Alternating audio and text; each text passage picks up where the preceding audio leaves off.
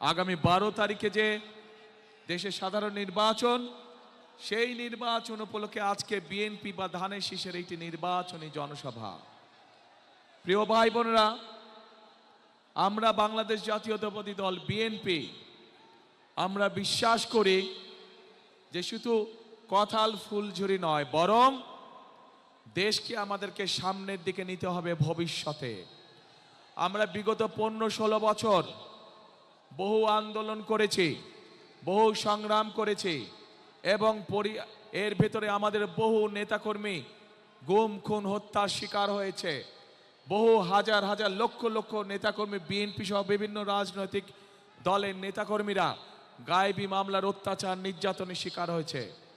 তারপরেও বাংলাদেশের মানুষ 2024 সালের সেই জুলাই আগস্ট মাসে দল মত নির্বিশেষে সকলের রাজপথে নেমে এসে বাংলাদেশের স্বৈরাচারকে এই দেশ থেকে বিদায় করেছিল।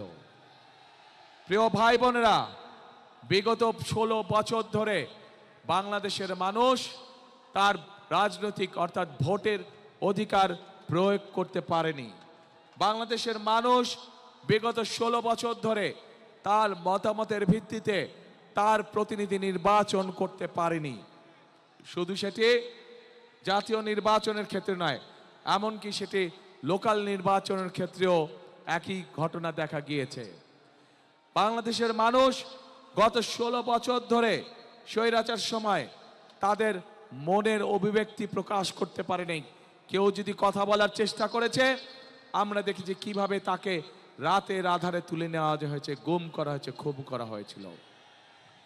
প্রিয় ভাই বোনেরা, আজ সময় এসেছে, আজ বাংলাদেশের মানুষ তার দাবি আদায়ের জন্য আজ অবস্থান গ্রহণ করেছে এবং 12 তারিখে ইনশাল্লাহ বাংলাদেশের মানুষকে যেই অধিকার থেকে গত 1 যুগেরও বেশি সময় ধরে বঞ্চিত করে রাখা হয়েছিল, সেই অধিকার প্রয়োগ করবে।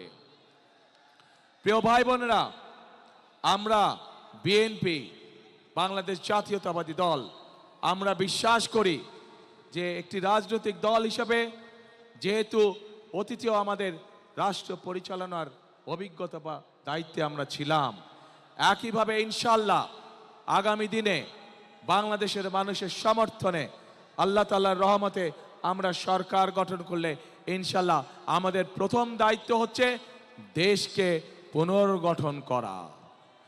কিন্তু প্রিয় ভাই বোনেরা, দেশকে যদি পুনর্গঠন করতে হয় তাহলে দেশের দল মত নির্বিশেষে, শ্রেণী পেশা নির্বিশেষে সকল মানুষকে নিয়ে আমাদের দেশকে পুনর্গঠন করতে হবে। শুধু যে কোনো এক ধরনের মানুষকে নিয়ে দেশ কখনো পুনর্গঠন করা যায় না। হয়তো অন্য কাজ করা যায়, কিন্তু দেশ পুনর্গঠন করা যায় না। প্রিয় ভাই বোনেরা, এই দেশের জনসংখ্যা প্রায় 20 কোটি। এই 20 কোটির মধ্যে অন্তত 10 কোটি জনসংখ্যা হচ্ছে এই দেশের নারী সমাজ, অর্থাৎ জনসংখ্যার অর্ধেক হচ্ছে এই দেশের নারী সমাজ।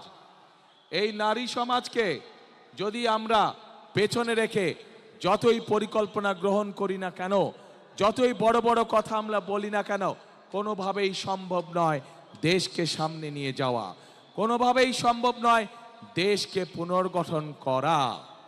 প্রিয় ভাই বোনেরা, সেজন্যই দেশনেত্রী খালেদা জিয়া যখন দেশ পরিচালনার দায়িত্বে ছিলেন, উনি মেয়েদের শিক্ষা ব্যবস্থা ক্লাস স্কুল থেকে শুরু করে ইন্টারমিডিয়েট পর্যন্ত বিনামূল্যে শিক্ষার ব্যবস্থা করেছিলেন, যাতে করে এই বিশাল জনশক্তি, যাতে করে এই বিশাল জনগোষ্ঠী অর্থাৎ নারী সমাজ শিক্ষার আলোয় আলোকিত হয় এবং তারা যাতে নিজেদের পায়ে দাঁড়াতে পারে।